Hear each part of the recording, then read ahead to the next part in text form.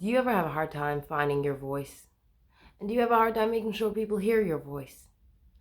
It's Chaya and I'm back with Unstuck and Unstoppable. At the very, very end, I want to throw in as many golden nuggets as possible. I really hope you're all enjoying it. And yeah, I have a real surprise for you coming forward.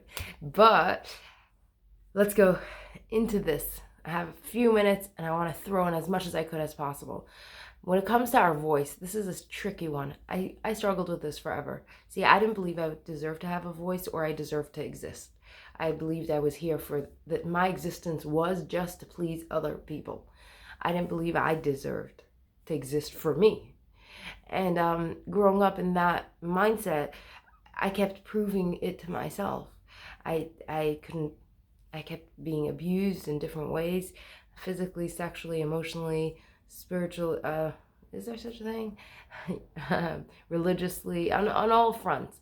And the real truth was that because I didn't think I deserved to exist, anyone had a heyday, had a field day with me. Anyone could, because I agreed with them on anything they would bring my way.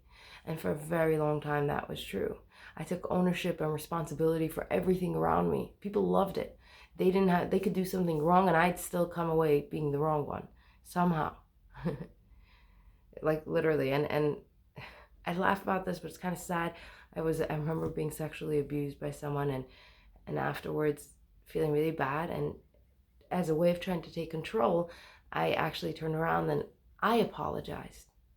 And like, it makes me sad and laugh at the same time because that is the definition of insanity. You know, I didn't believe I deserved to exist. So I was apologizing for my resistance, for them doing something I wasn't comfortable doing. How crazy is that? Now, you might not do it on that level, but do you do it? Do you sometimes allow other people to tell you what they want out of you and you go and do it even though you don't feel like it? You want to stay home that night and sleep, but someone told you that they want you to come out and you feel like, if I don't go out, maybe I'll lose this person, so you go? How many times have you done that? Raise your hand. Do a physical action. How many times have you done something you weren't up to doing just because you were afraid and in some way felt intimidated that if you don't, you'd have consequences you weren't willing to take care of? There you go. Acting out of fear, that's the opposite of listening to our voice. Listening to our voice means realizing I deserve just as much as the other person who's scaring me right now. I deserve just as much, if anything more, because right now I am the main character in this show. I will always be the main character in this show. So instead of me turning around nowadays when I look at my past, right, and I look at that situation where that guy, was abusing me and I apologized for it, the way I look at it is through this lens. I'm angry. I'm hurt. I can't believe that happened. This angers me very much. And I feel betrayed. I feel a lot of angry feelings towards this person. And I notice I say anger a lot. I guess maybe I need to do an anger release. Yeah, it really frustrates me to look at that part of my life. Sadly, there are more than one, which really hurts. But it really hurts, that specific story hurts the most because this was someone who I trusted, someone who was really there for a very long time and actually helped me stop allowing other people to do it to me. And then he came in and he did it himself.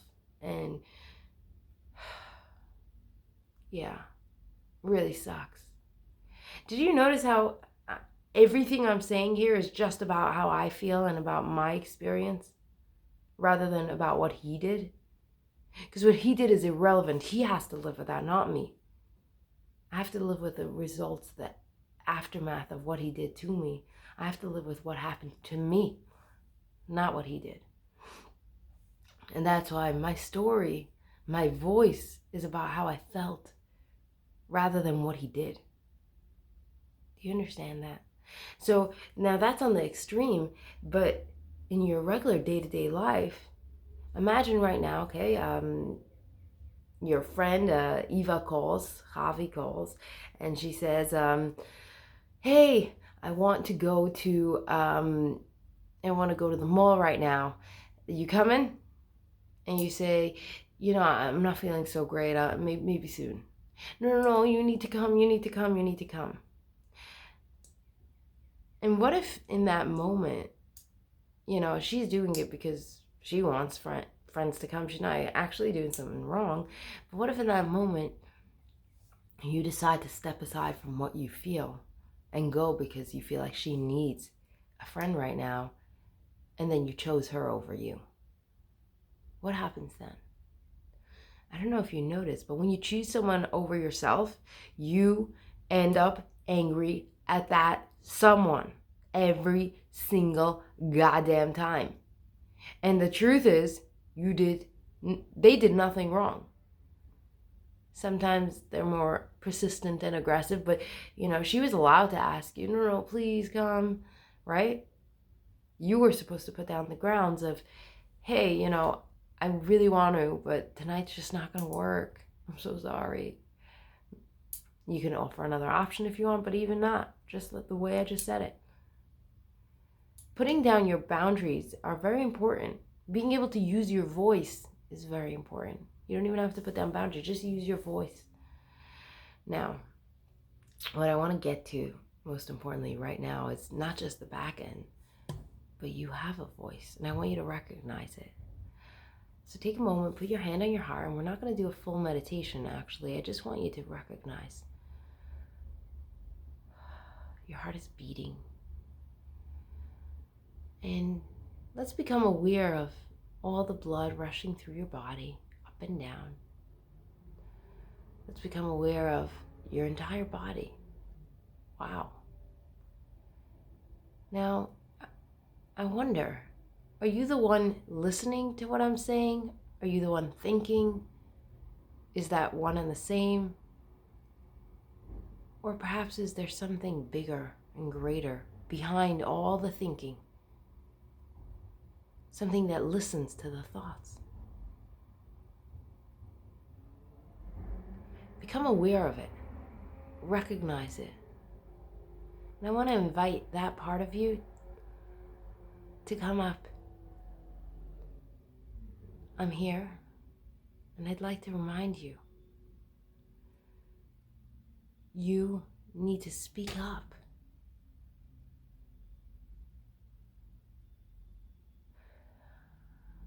As I speak, do you notice what's happening inside of you?